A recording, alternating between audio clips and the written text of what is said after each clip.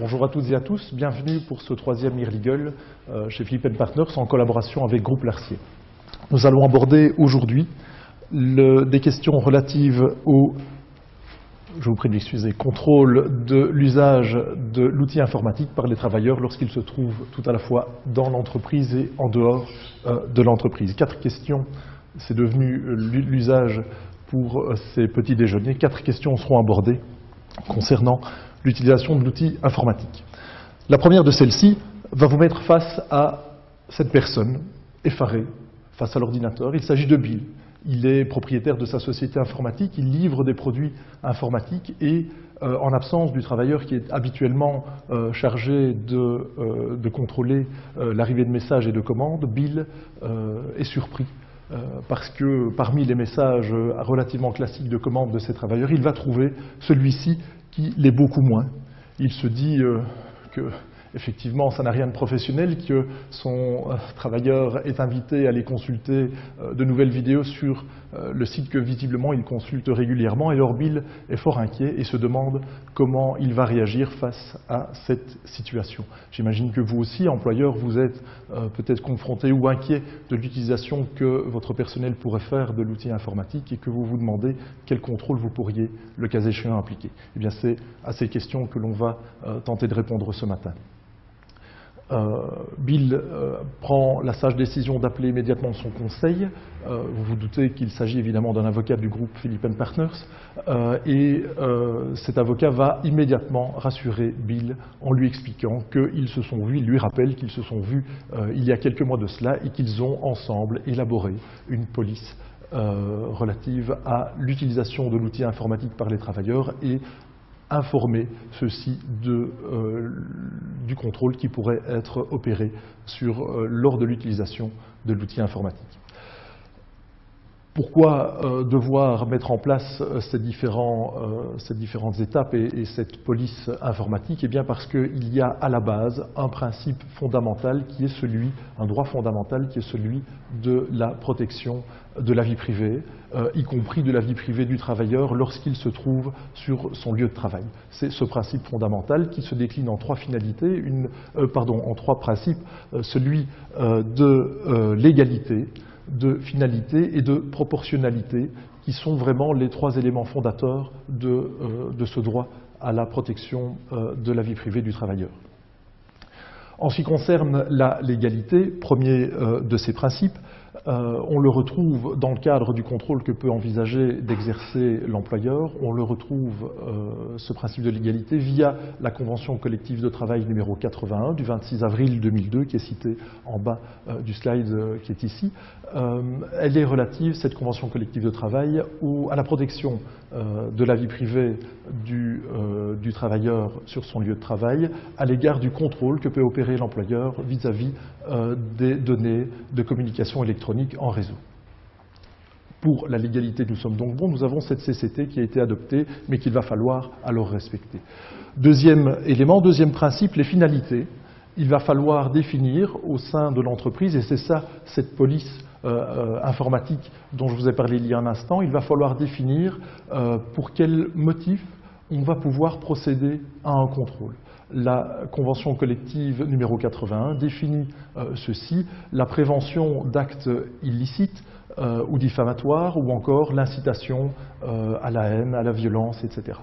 La consultation de sites pornographiques, par exemple, fait aussi partie de ces finalités pour lesquelles un contrôle peut être opéré. Une fois les finalités définies, la légalité étant respectée, nous l'avons dit, un troisième élément, c'est celui de proportionnalité. Si les objectifs, les buts que l'on veut atteindre par le contrôle ont été fixés, il faut encore s'assurer que la vie privée étant cet élément fondamental, on ne va pas, pour obtenir et parvenir à cette fin de contrôle, l'on ne va pas, de manière trop importante, attenter à la vie privée, et donc il faut mettre en balance les 2 éléments, les objectifs de l'employeur et la protection de la vie privée du travailleur. Dans la convention collective de travail, une fois que ces éléments sont définis, ils font partie de la police informatique qui a été développée, eh bien, il y a un quatrième élément qui a été mis en place par la convention collective de travail, à savoir un principe de transparence. Il faut, si l'employeur décide de mettre au point cette police informatique, s'il a décidé de procéder à des contrôles, eh bien, il a l'obligation d'en informer son travailleur, de le mettre au courant des contrôles qui seront réalisés. Cette information, cette transparence est réalisée de plusieurs manières. Une information collective, par le biais par exemple d'affichage de notes sur le tableau à côté des horaires par exemple. Une information individuelle qui peut avoir lieu alors au moment de la signature du contrat de travail par exemple, ou d'un avenant à ce contrat de travail si c'est déjà un travailleur qui fait partie de l'entreprise. Et cet avenant consiste en la signature, la remise au travailleur et la signature par ce travailleur de la police informatique dont on a veillé à établir les contours en respectant les principes que j'avais évoqués précédemment. La transparence peut encore être réalisée par un affichage qui aurait lieu sur la machine utilisée par le travailleur, sur l'ordinateur utilisé par le travailleur. Au moment où celui-ci démarre, eh bien, il y a un écran qui s'affiche et qui indique au travailleur que c'est un outil professionnel à des fins professionnelles, que la messagerie qu'il utilise et sur laquelle il reçoit des messages soit de ses collègues de travail, soit du monde extérieur, eh bien, cette messagerie est professionnelle et qu'il lui est interdit, par exemple, de recevoir des messages privés sur cette adresse qui a été mise à disposition par son employeur. Voici donc l'égalité, finalité, proportionnalité ont été précisées. La transparence doit être respectée. Si la CCT numéro 81 a rappelé que l'employeur qui est propriétaire de l'outil informatique, du matériel de son entreprise, a la possibilité, a le droit de contrôler, de fixer les modalités de l'accès et de l'utilisation du matériel informatique, eh bien, pour sa part, le travailleur dispose d'un droit à la protection de sa vie privée et la CCT a veillé à mettre en balance ces deux éléments pour fixer la manière dont le contrôle qui est interdit à la base va pouvoir être réalisé. Petite chose pour en terminer encore, je vous ai parlé de cette CCT et du contenu de données, de données de communication électronique. Le contenu n'est pas réglementé, le contenu des messages que reçoit le travailleur n'est pas réglementé par cette CCT numéro 81. Et donc le principe reste donc bien absolu d'absence de contrôle, d'absence totale de contrôle du contenu des messages reçus par le travailleur. Il n'y a donc pas de possibilité de le contrôler. Ça, c'est notamment protégé par la loi du 8 décembre 1992 sur la protection des données à caractère personnel. Le contenu n'est donc pas visé, n'est pas réglementé. Et même si une police informatique est mise en place, si les règles et principes que j'ai évoqués plus haut sont respectés, eh bien, il ne peut pas y avoir de contrôle du contenu des messages par l'employeur. Voilà, je pense céder la parole à Nathalie pour passer à la deuxième question. S'il te plaît. Non, vous l'imaginez bien, Bill est un peu échaudé par rapport à cette première mésaventure et se dit, peut-on encore avoir confiance dans ces travailleurs? Et tout particulièrement, puis-je avoir confiance dans mes informaticiens, mes représentants qui sont en permanence sur la route et pour lesquels je n'ai absolument aucun moyen de contrôler si oui ou non ils se présentent chez leurs clients. Eureka, se dit Bill. Il suffit de mettre en place un système de géolocalisation dans ma voiture, tous les véhicules de société en seront équipés et ça me permettra de tracer le parcours des différents travailleurs et de voir si véritablement ils se présentent bien chez les clients. Alors une fois de plus, on est dans le cadre d'une problématique qui met en conflit le droit à la vie privée du travailleur et le légitime pouvoir de contrôle de l'employeur, sachant que, qui plus est, un système de géolocalisation implique un traitement de données à caractère personnel. La difficulté majeure que vous avez dans le cadre tout précis du système de géolocalisation, c'est que contrairement à l'outil informatique, vous n'avez pas de disposition légale par rapport à tout cela. Et donc vous vous retrouvez démunis et sans contexte juridique par rapport au contexte précis de la géolocalisation. Vous devez donc respecter en réalité les dispositions générales et donc les principes de respect de la vie privée et les dispositions relatives à la loi sur le traitement des données à caractère personnel. La chance que vous n'avez peut-être pas de disposition légale, mais par contre, nous avons la Commission de la vie privée qui nous dit un peu comment on va faire. Alors reprenons l'exemple de Bill. Est-ce que les finalités qu'il s'assigne sont légitimes? Est-ce qu'il est légitime pour l'employeur de pouvoir contrôler son travailleur? Évidemment, oui. D'ailleurs, la loi sur le contrat de travail nous dit que l'employeur a un pouvoir de contrôle et de surveillance sur son travailleur. Néanmoins, il ne peut pas le faire d'une manière qui soit trop ingérente dans la vie privée de son travailleur. Cela veut dire qu'il doit limiter le contrôle à ce qui est strictement nécessaire à atteindre la finalité de contrôle des prestations de son travailleur et de la vérification que son travailleur ou son représentant de commerce se présente bien là où il a dit qu'il s'était présenté. Comment le faire dans le cas précis de l'exemple de Bill? Évidemment, vous ne pouvez pas mettre en place un système de géolocalisation qui serait finalement, qui vérifierait de manière ininterrompue où Bill se trouve. Il va de soi, où le travailleur se trouve. Il va de soi que Bill n'a aucun pouvoir de vérifier si son travailleur se trouve chez lui après les heures de travail. Ce serait une ingérence trop importante dans la vie privée. De la même manière, la commission vie privée nous dit mais lorsque le contrôle continu peut être évité, il doit l'être. Donc, dans le cas, par exemple, d'un informaticien ou d'un représentant de commerce où vous voulez vérifier s'il se présente bien chez les clients, vous devez mettre en place un système qui permet aux représentants ou aux travailleurs d'enclencher et de désactiver éventuellement le système de géolocalisation lorsqu'il arrive chez un client et lorsqu'il en repart. Vous ne pouvez pas, par exemple, contrôler le trajet qui serait suivi par votre représentant de commerce pour se rendre chez tel ou tel client. Dernière précision, la commission vie privée nous dit attention, on est dans le cadre d'un traitement de données à caractère personnel et donc par principe, vous devez recueillir l'accord de votre travailleur. Et donc tout dépendra en réalité des finalités que vous allez vous assigner. Si par exemple vous êtes une société de convoiement de fonds et que vous voulez assurer la sécurité de votre travailleur, il va de soi que le système de géolocalisation peut être étendu de manière beaucoup plus large et que vous pouvez par exemple contrôler en temps réel les parcours qui sont effectués par vos travailleurs et n'éteindre le système de géolocalisation qu'au moment où votre travailleur rentre au dépôt ou au moment où il est supposé terminer sa journée de travail. Et donc tout sera systématiquement une affaire de mise en balance de la finalité et de la proportionnalité. Alors, comment vous prémunir le plus possible des risques en matière de géolocalisation? L'idéal pour avoir une information individuelle et un accord du travailleur, c'est de mettre en place une géopolicy ou d'intégrer des dispositions dans votre car policy qui sont signées par le travailleur. Que prévoir? Tout d'abord, déterminer la finalité que vous assignez à votre système de géolocalisation, cela va de soi, mais aussi vous dire aux travailleurs de manière concrète comment votre système de géolocalisation va-t-il fonctionner. Est-ce qu'il peut l'enclencher, le désenclencher? Est-ce qu'il fonctionne de manière continue ou pas? Est-ce qu'éventuellement vous autorisez par exemple la possibilité de rappeler le travailleur sur base du système de géolocalisation pour l'envoyer chez un client un tel ou un tel? Tout ça seront des dispositions que vous devrez intégrer dans votre géopolicy pour éviter autant que possible d'être trop ingérant dans la vie privée et éventuellement de vous voir reprocher d'avoir violé la vie privée de votre travailleur. Voilà pour la géolocalisation. Je pense qu'un des sujets les plus passionnants du moment et le plus d'actualité concerne le BIOD et la possibilité pour les travailleurs d'utiliser leur matériel personnel sur le lieu de l'entreprise, mais Jean-François vous en entretiendra beaucoup mieux que moi. Merci. Ces toutes petites choses pourraient constituer votre pire cauchemar.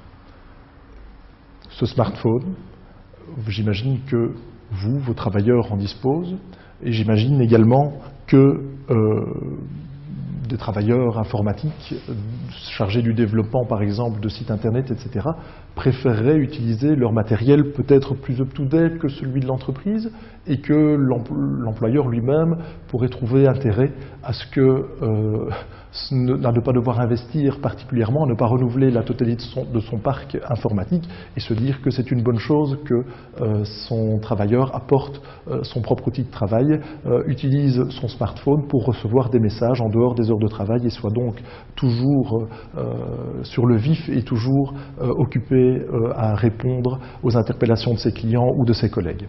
Mais évidemment, ce qui peut paraître dans un premier temps comme une excellente solution, eh bien, se révèle très vite relativement problématique. Pourquoi?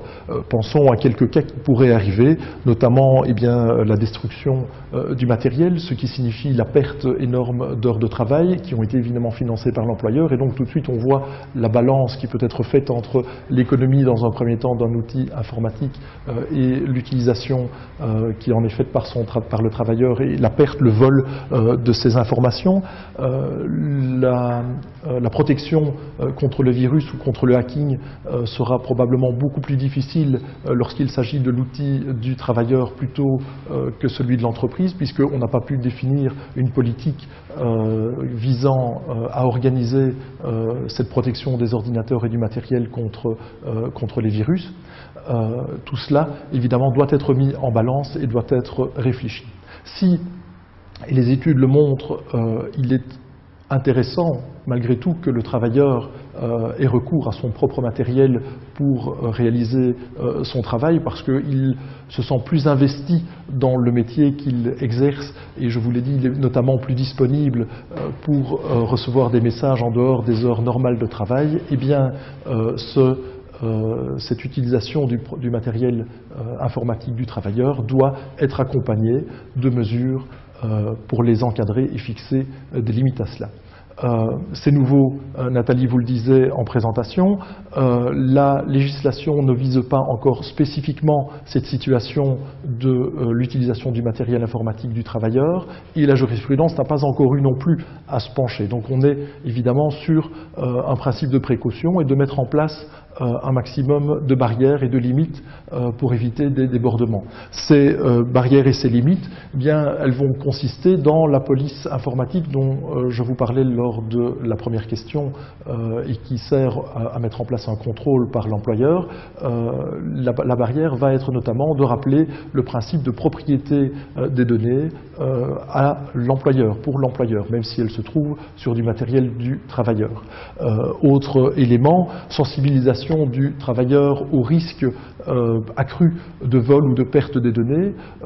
Pourquoi ne pas lui indiquer qu'il est tenu de procéder à une sauvegarde régulière, de se brancher sur le réseau de l'entreprise, avec évidemment, je vous l'ai dit, tous les risques que cela peut entraîner sur le plan des virus notamment, mais malgré tout, pourquoi ne pas se connecter au réseau de l'entreprise pour enregistrer le travail qui est réalisé. On lui rappellera également à ce travailleur un principe qui se trouve dans la loi de 78 sur le contrat de travail, un principe de confidentialité et de confidentialité donc et du secret des affaires. On pourra lister un certain nombre d'actes qui seront considérés comme fautifs et pourraient être de nature à entraîner une faute lourde. Nathalie y reviendra dans la dernière question qu'elle abordera avec vous. Lister donc les différents actes ou abstention coupable du travailleur qui pourrait être constitutif d'une faute. Et alors un élément qui me semble vraiment essentiel à réfléchir, on n'y pense pas souvent au moment de la signature d'un contrat, on ne pense pas souvent que celui-ci pourra prendre fin, mais il est évidemment essentiel de prévoir lors de la conclusion du contrat ou lors de l'établissement de la police informatique et de l'information qui est donnée aux travailleurs, de prévoir les modalités de restitution des données au moment où le contrat prend fin. C'est évidemment essentiel. Si on peut permettre à un travailleur d'utiliser son propre outil, il faut évidemment, en fin de compte, que l'employeur puisse rester propriétaire des données, je vous l'ai dit, pour commencer. Voici Nathalie. S'il te plaît. Vous me direz, tout ça c'est fort bien, c'est des débats juridiques de juristes intéressés par le droit, mais concrètement, c'est très bien d'avoir une charte informatique, mais qu'est-ce que je risque? Reprenons l'exemple de Bill. Bill vient d'engager un jeune premier, c'est Jordan, c'est son premier emploi, et Jordan est engagé en tant que livreur. Jordan a l'autorisation de son employeur de vaquer à ses occupations lorsque il n'a pas de livraison à faire et il se dit chic alors, je suis dans une société d'informatique, ils ont donc une connexion ultra rapide, je vais en profiter pour télécharger mes films évidemment illégalement, et Jordan amène son disque dur sur son lieu de travail pour télécharger toute une série de films sur des sites de téléchargement illégaux. À peine a-t-il temps de connecter son disque dur sur la prise USB de son PC que bardaf, c'est l'embardé, un virus est communiqué au réseau de l'entreprise, système complètement craché, et l'entièreté des données de tous les clients de Bill se retrouve contaminée, voire même peut-être effacée. Je vous laisse imaginer le montant de la facture, surtout si vous n'avez pas pris le soin de faire signer à vos clients des chartes backup qui limitent votre responsabilité. Alors vous me direz, bah, oui, fort bien, mais c'est pas moi, c'est Jordan. Mais non, l'employeur est responsable des fautes qui sont commises par son travailleur durant l'exécution de son contrat de travail. Or, Jordan, très clairement, est sur son lieu de travail, utilise l'outil informatique de l'employeur, et même si il n'est pas en train officiellement de travailler, on considère qu'il est dans l'exécution de son contrat de travail. Deuxième chose qu'on oublie parfois, c'est que l'employeur peut également engager lui-même sa responsabilité lorsqu'il n'a pas été suffisamment prudent par rapport à ses travailleurs. Donc on pourrait reprocher à Bill de ne pas avoir mis en place des règles qui soient suffisamment strictes et suffisamment claires, qui interdisent par exemple à Jordan de connecter son disque dur virusé sur le réseau de l'entreprise avec les conséquences qu'on connaît. Vous me direz, mais oui, c'est pas grave, Bill de toute façon, c'est pas lui qui a commis la faute, donc il pourra se retourner contre Jordan. En réalité, c'est pas si simple que ça. D'une part, parce que vous imaginez bien que si vous engagez votre responsabilité vis-à-vis de tous vos clients pour la perte de toutes leurs données, la facture est suffisamment importante pour que Jordan ne puisse pas la récupérer sur une vie entière. Deuxième chose, il existe une limitation de la responsabilité de votre travailleur. Vous ne pouvez pas engager la responsabilité de votre travailleur pour toutes les fautes qu'il aurait commises. Vous pouvez engager la responsabilité en cas de dol, donc de faute intentionnelle. Si Jordan arrive avec un ordinateur virusé et lance un virus sur votre réseau, très clairement on est dans le cas du dol. En cas de faute lourde, mais ici manifestement il s'agit d'une faute non intentionnelle et plutôt d'une imprudence de Jordan qui ne savait pas qu'il y avait un virus sur son disque dur, ou en cas de faute légère habituelle. On arrive ici avec Jordan qui en est à son 2e jour de travail, inutile d'essayer d'invoquer une faute légère habituelle dans ce cadre-ci. Et donc très clairement, vous pouvez avoir d'importantes difficultés à vous retourner contre votre travailleur dans ce type d'hypothèse bien précise qui pourrait vous coûter la vie de votre entreprise. Donc il faut être particulièrement attentif par rapport à tout cela. Comment éviter un maximum les risques? Très clairement en vous dotant d'une charte informatique qui prévoit ce genre d'hypothèse. Un travailleur averti en vaut 2. Si dans votre charte informatique que vous avez fait signer à Jordan la veille, vous lui dites très clairement, attention, il y a un risque si tu connectes ton disque dur sur le serveur de l'entreprise de virus qui soit communiqué au réseau, et que vous avez attiré votre attention sur le fait que s'il le fait, c'est une faute lourde, évidemment, si vous vous retrouvez devant le juge, l'appréciation du juge quant au caractère lourd ou léger de la faute sera différent. Un travailleur averti qui viole une de ses obligations contractuelles sera plus sévèrement sanctionné qu'un travailleur qui a agi dans l'ignorance complète du fait qu'il prenait un risque. Pareillement, dans votre charte informatique, il est important de pouvoir dire à vos travailleurs, je vous autorise ou je vous interdis la consultation de certains sites, par exemple les sites à caractère pédopornographique ou autres. Il est important également d'attirer l'attention de votre travailleur sur le fait que chaque mot de passe est personnel et que donc il assume la responsabilité de ce qui est fait via son PC. Donc, c'est une charte informatique, malheureusement les dispositions d'une charte informatique peuvent être particulièrement nombreuses et on pourrait en reparler pendant des heures, mais en tout cas ces dispositions-là doivent absolument figurer dans votre charte informatique. 2 autres précautions à prendre, bloquer l'accès aux sites que vous jugeriez inadéquats. Tous les sites de téléchargement illégal, tous les sites à caractère pédopornographique, il s'agit finalement d'une manipulation technique. Il est beaucoup plus facile de bloquer l'accès à ces sites-là que de devoir, suite à une infraction de votre travailleur, éventuellement vous retourner contre lui. Ça a une incidence particulièrement importante parce qu'imaginons que vos travailleurs, pendant leurs heures de travail, téléchargent illégalement des films. C'est chez vous qu'on viendra réclamer les droits d'auteur. Donc il faut être particulièrement prudent à ce niveau-là. Par ailleurs, Jean-François vous en a parlé, vous pouvez mettre en place un système de contrôle dans le cadre de la CCT 81. Servez-vous-en. Il ne faudrait pas qu'on puisse vous dire vous avez eu un comportement imprudent en qualité d'employeur parce qu'effectivement vous avez les outils pour contrôler ce que fait votre travailleur avec l'outil informatique, mais vous n'avez pas contrôlé et donc vous avez en réalité été complice de la violation d'obligations contractuelles de votre travailleur ou de la violation de droits d'auteur ou quoi ou qu'est-ce. Et donc je pense que les 3 mesures à prendre très clairement en sortant d'ici, c'est 1, vérifier votre charte informatique, réfléchir aux hypothèses que je vous ai données et vérifier si votre charte informatique peut répondre aux questions qui pourraient se poser dans ce cadre-là, bloquer, le cas échéant, les sites internet qui seraient jugés inadéquats, et troisièmement, mettre en place réellement CCCT 81, puisque d'expérience, je vois que les règlements de travail sont adaptés par rapport à tout cela, mais qu'une fois que le règlement de travail est adapté, on ne s'en sert plus et qu'on ne contrôle plus réellement l'efficacité de l'usage de l'outil informatique par les travailleurs. Malheureusement, le temps nous est compté, le sujet est véritablement très vaste. J'espère qu'on a pu, à tout le moins, vous sensibiliser à certains risques que vous preniez et vous donner des pistes de réponse par rapport à tout cela. Je vous propose de clôturer ici et je vous remercie pour votre attention.